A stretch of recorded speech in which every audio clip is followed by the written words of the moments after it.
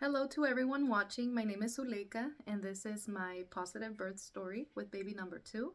She's 7 months already, and I decided it's now or never. So when I was pregnant, I felt like it helped a lot to hear positive birth stories, and that's why I decided to make my own video. My first delivery was actually really traumatic, and I feel like it was full of medical interventions. It was induced to begin with. So I wanted this birth to be different. So I prepared through my pregnancy with that goal in mind to have, uh, spontaneous, unmedicated delivery with the least medical interventions possible. I did want to deliver at a hospital though, because I wanted to be there in case an emergency happened. I also wanted them to be able to monitor my baby's heart rate, so that's why I delivered at the hospital. So things didn't go exactly as planned, and that's just life. And I had prepared for that as well. It didn't go word for word the way that I was hoping. However, through my pregnancy, I meditated a lot. And one of the things that I learned the most is that change is the only constant in our lives. So it's important for us to accept the things as they happen and not let them overwhelm us. And I think that helped me for when I was in labor. Before I say anything else, I was 39 weeks and 6 days when I finally went into labor spontaneously. And I say this because every time I watched a birth story, I wanted to see exactly how many days the person was, or the woman was. I had basically accepted that I might need to get induced, just like how I was with my son. However, I was doing everything within my power to try to get labor started on its own. Labor inducing exercises. I was also, I walked throughout my pregnancy after 20 weeks, but the day before I went into labor, I walked for like 2 hours. Um, and I didn't feel any difference, no signs of labor. I just said to myself, I'm just gonna rest because I might need to actually get induced, and I'm gonna need energy for that because that inductions can be really long. So I went to sleep that night, and I couldn't sleep really well during the night, and I woke up around 7 in the morning, and I just said good morning to my husband and my son, and I was like, babe, I'm just gonna go back to sleep. I'm really, really tired. That's one thing that was different for me, is that I was just extremely sleepy. And I told him, just watch Callan and I'm gonna go back to sleep. So I came to bed and I went back to sleep, and I slept really, really good from like 7:30 to like 9:30. I got up and I went to the restroom, and I lost a large part of the mucus plug. And I had hired a doula. So I texted my doula and I said, hey, just so you know, I lost my mucus plug. I knew that losing the mucus plug didn't mean like I'm going into labor right now, but I still told her, hey, just so you know. And she's like, okay, just rest up and, keep me posted. So I went back to sleep because, like, I was extremely sleepy. I don't know if that's a thing. I've never heard of someone becoming extremely sleepy before going into labor, but that's what happened to me. After I went to the restroom and I lost part of the mucus plug, I went back to bed. It was like some of the best sleep I've ever had in my life, because it was the kind of sleep that you almost can't wake up from. Like, you're just resting so good, and the room was like cold because we were blasting the AC, and I just couldn't like wake up. I went back to sleep and I fell asleep immediately, and I slept for another 2 hours. I wake up at 11:30 and I go to the restroom again, and this time, like, a really large amount of mucus plug. Sorry for those of you that get grossed out, but it even had like a little bit of strings of blood, a little bit. So I was like, okay, something might be happening after I saw that. And I had been having Braxton Hicks contractions, or I thought they were Braxton Hicks contractions, because I was having contractions, I would say, every 5 to 7 minutes. And they were pretty constant. But the thing is, they were not painful. So I texted my doula and I said, hey, I lost the rest of the mucus plug. And she's like, any contractions? And I was like, well, I am having like Braxton Hicks every 5 to 7 minutes. And she said, well, it might be doing something to your cervix. We never know, but you can continue to just stay at home. And I was like, okay. And so after that, I, started doing some things around the house.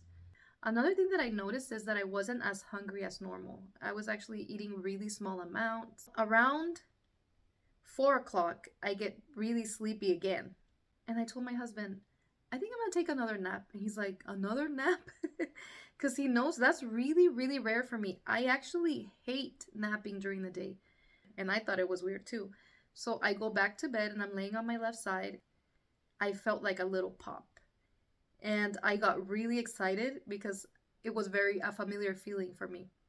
I remember with my son, after like 18 hours of labor or something crazy like that, I felt that pop and then my water broke at the hospital. And so I was like, could it be? So I check and yeah, there's a little bit of, leaking. And I was like, no way. And I get up and I was like, babe, guess what? I think my water broke. And I make it into the living room. And as I'm telling him this, I think my water broke. My water just like breaks in front of him and in front of our son in the living room there on the floor. And I mean, it's like in the movies, like a large amount of water just falling down my legs and like making this huge pool on the floor.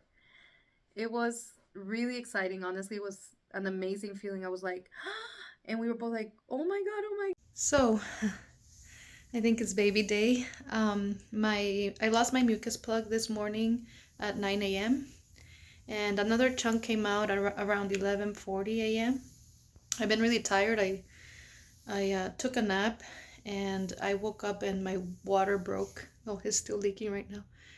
It broke pretty dramatically actually. So I'm gonna get in the shower and we're gonna head to the hospital. I'm having contractions. I thought they were Braxton Hicks. I'm getting them every 7 minutes or so, but they don't hurt at all. It's just my belly getting really tight.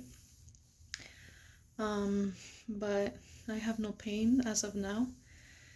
But we're gonna head to the hospital. So I call up my mom and I tell her, hey mom, guess what? My water broke. And she's like, oh my God, really? We had to wait at least 30 minutes for her to get here because she was gonna watch our son so that we could go to the hospital. But I was really calm. I was like, yeah, mom, take your time, drive safe. I'm not in any pain. And I decided to go take a shower. All right, I just showered and we're gonna head to the hospital. I can't wait to meet you, my love. Can't wait to meet you. The day is finally here. So I went in the shower while my mom got home and she got here fast. I think she got here in like 20 minutes. And then when she gets here, she's having a hard time finding her keys. And she's like, oh my God, the keys. And it took her forever to find them. ¿No las encuentras?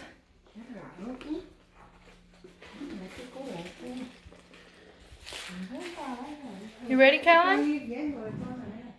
So my water broke around 4 and we left the house probably around 4:35. And as soon as I get in the car, the contractions started. She's gonna follow.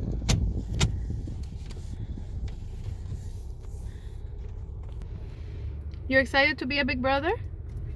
Yeah? Yeah? I'm having a contraction right now. They're coming in like one after another now. Yeah. The contractions started intensifying on our way to the hospital. And so by the time I made it to the hospital, the contractions were probably like every 4 to 5 minutes and they were painful. I had been meditating throughout my pregnancy and doing all these birth affirmations that I was no longer scared of the pain whatsoever. In fact, I was embracing it and I would remind myself the pain is going to bring me closer to my daughter. And once you're in that mindset, I feel like it helps a lot to tolerate the pain. We check in at the hospital. We had already pre-registered. So we tell them my water broke. And they're like, oh, it did? And then we're like, yeah. And then their face was like, we're like, what's going on? And they're like, within the last hour, you're probably the 8th woman who has come in with their water broken. She says, yeah, it's because there's a storm passing through. And we see it all the time that it makes, women go into labor. And they're like, well, what that means, unfortunately, is that right now we don't have any rooms in triage. And I was like, okay. So The whole time I was determined to just stay calm. I had my husband deal with that situation. I just sat down. I had the yoga ball with me and I sat on the yoga ball and I started like doing stretches on the yoga ball, bouncing on the yoga ball. Well, they were trying to figure out like when they were going to get me in. They're checking in other people who apparently had like scheduled C-sections or scheduled inductions or I don't know what it was, but several women were going ahead of me. The contractions started getting more and more intense. I had to hold my husband's hand through each contraction and he had to like rub my back, and we were still just in the lobby in the waiting area. My husband went back maybe like 30 minutes later and he's like, so my wife, she, the contractions are pretty intense. And she's like, oh, she's having contractions? And my husband's like, yeah, she's been having contractions every 4 to 5 minutes. And she says, oh, well, unfortunately, there's still no rooms.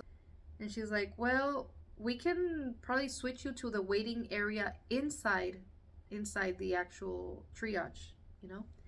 And so they have this little room in triage where it's like a waiting room inside triage, but it's not a room. And I was like, I'll take that. And so we went in there, and the contractions are probably like every 3 minutes now. So we're in the waiting room.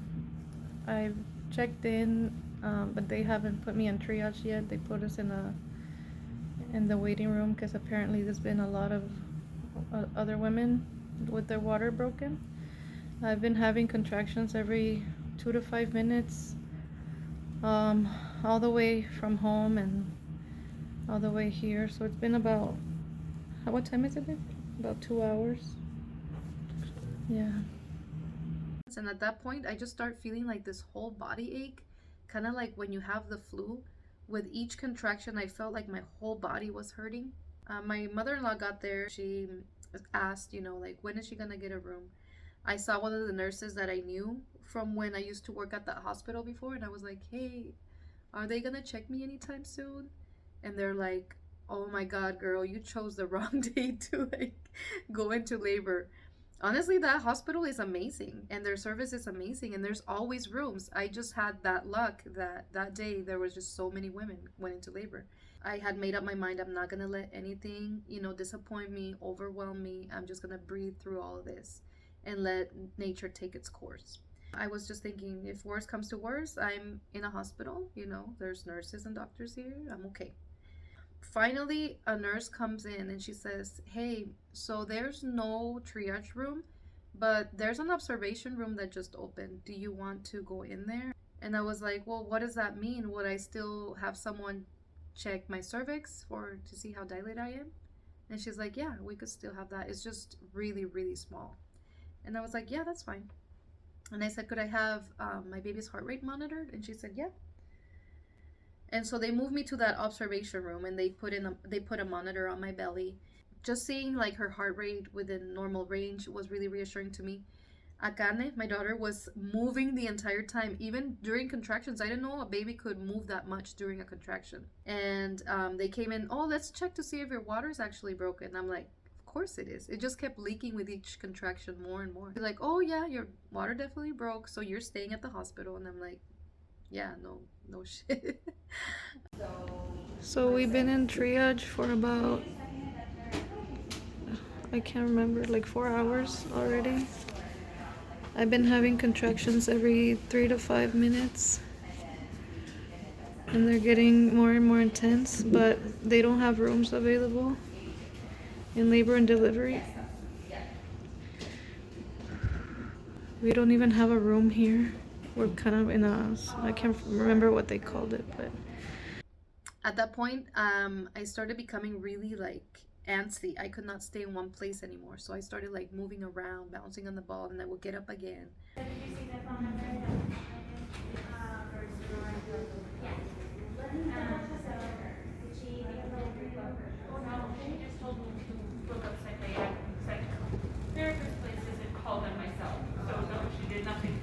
They checked my cervix and I'm only 2.5 centimeters. And I was like, okay. Then the doctor came in and did like an intake. I think it was like a resident because he was asking a lot of random stuff.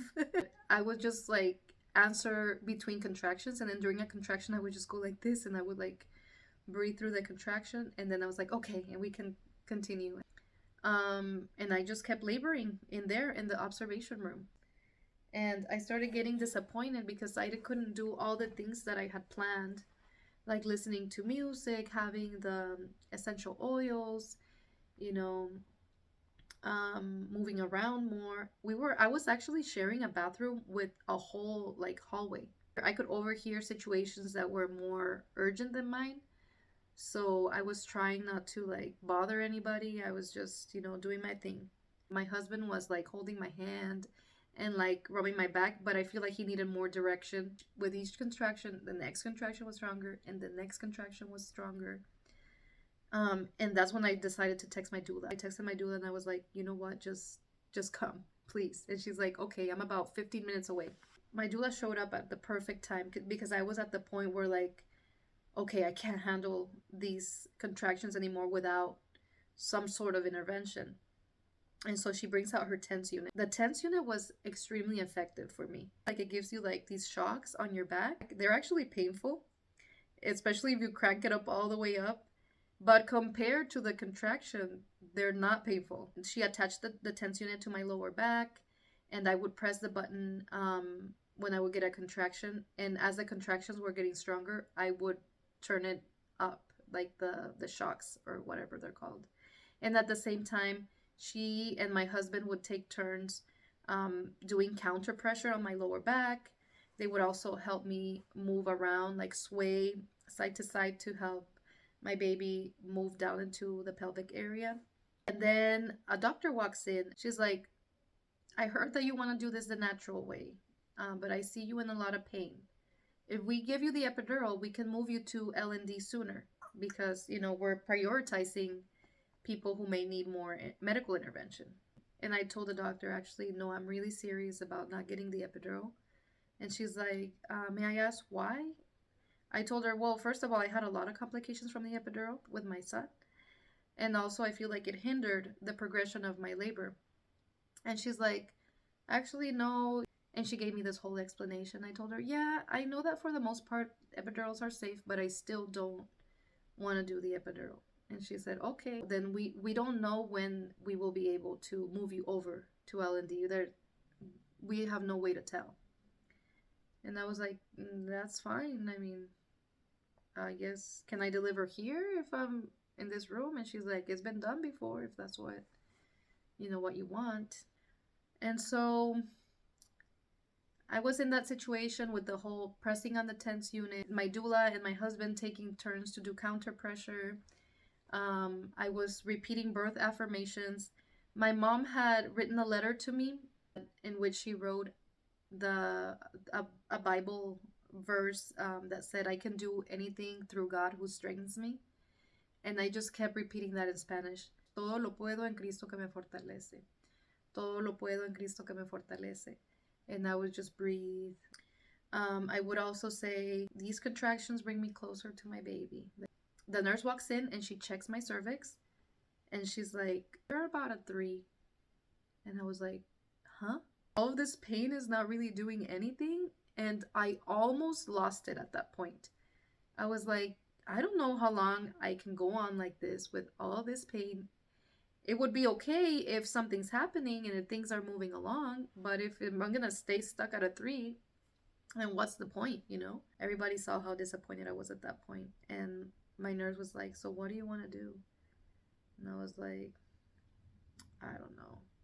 Do you want the epidural? We can ask for the epidural. My husband is like, it's okay if you get the epidural. My husband and my doula were supportive of whatever, whatever I chose. And I was like, no, I'm not getting the epidural. I was like, okay, I need to snap out of this. And I was like, nope, I can do this. I'm going to keep going. And they're like, okay. Like at 12:30 in the morning, they're like, okay, we have a room. We got it cleaned, and we're transferring you to L&D. Can you walk? Or you want a wheelchair? I said, no, I can walk. I thought if I walk there, it might move things a lot. As soon as I'm in the bed in the L&D room, I took this whole other attitude about my delivery. Suddenly, I just shut my eyes and I said, I'm just going to meditate my way through this. Like, I'm not even going to do the whole walking around. I'm not going to do the yoga ball anymore. I'm just gonna sit here and I'm gonna meditate. So I would close my eyes and breathe. And when I would get a contraction, I started doing this pursed breathing, like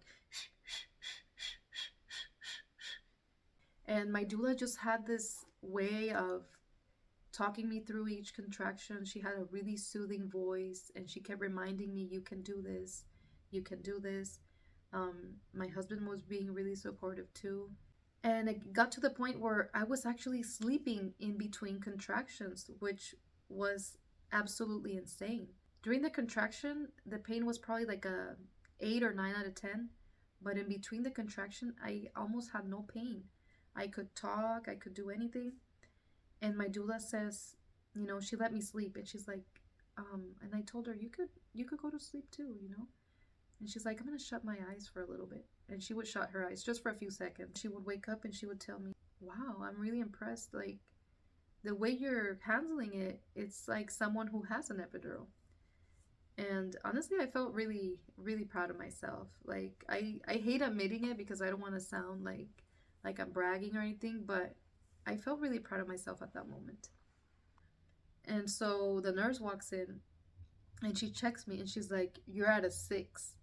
And I was like, no way. I was so happy. And I was like, yes. Like, wow, that's great progress. I texted my mom and I said, hey, mom, guess what? I'm at a 6. And she's like, you can do this. Come on, I believe in you. Just remember repeating, todo lo puedo en Cristo que me fortalece. And I just kept saying that. And things got really quiet in the room. My husband went to sleep and my doula was like kind of like shutting her eyes on and off. It's not easy for them. Also, it gets tiring for them too, like doing the counter pressure on your back for hours upon hours, like every 3 minutes or 4 minutes for hours. It was exhausting for my doula and my husband as well. So I'm glad that they were able to get a little bit of rest. And suddenly, it was like the calm before the storm. I just started shaking uncontrollably. And I, like, my jaw was like, I couldn't control it.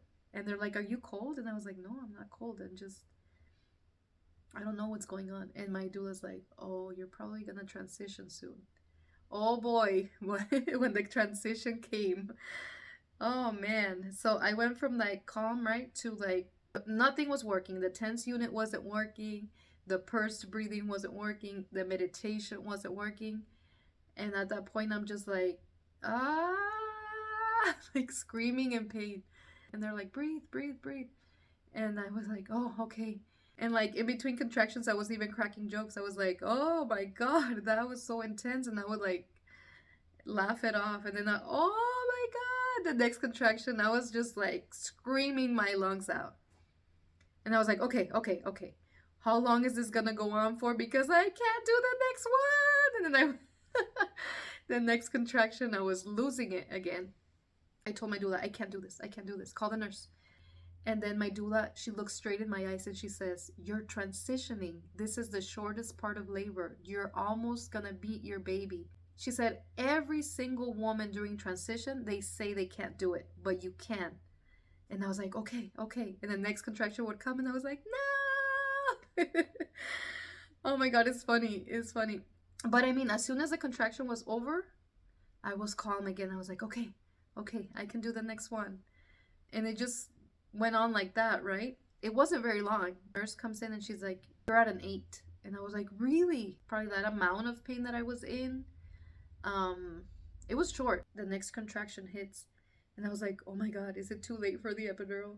And she says, no, I can call the anesthesiologist right now if that's what you want.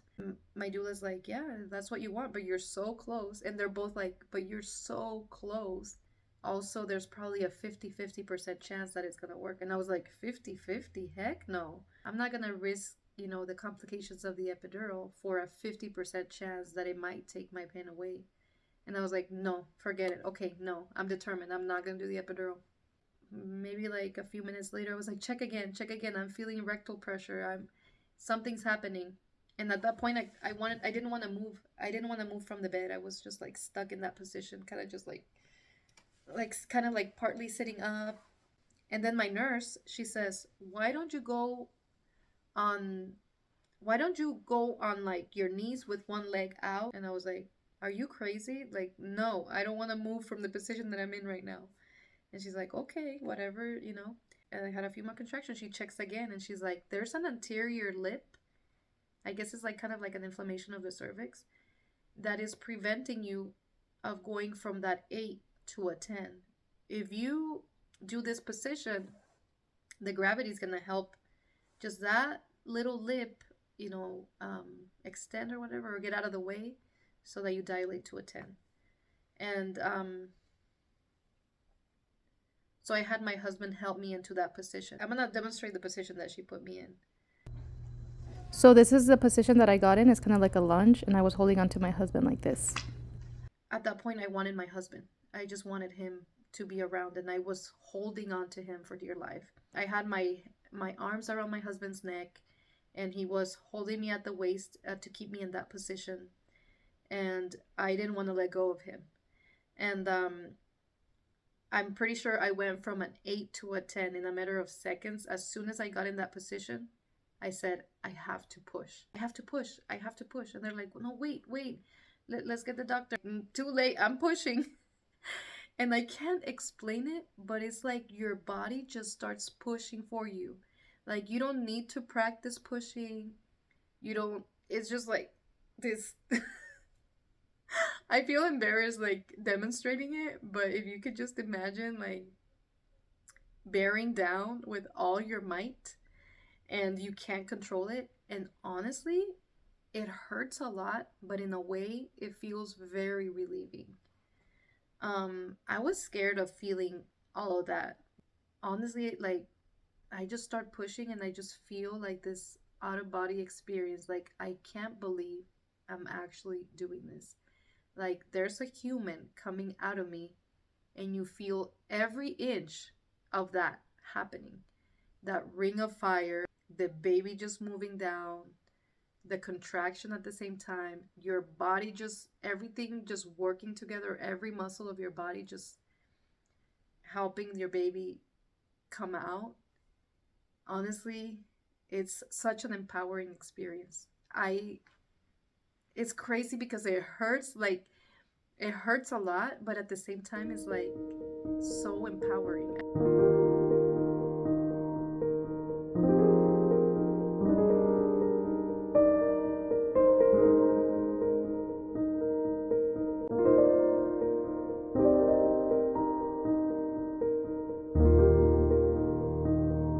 I knew I wasn't going to get to finish in one take. So basically what happened after I got in that position is that I went straight to 10 centimeters and I felt the need to push.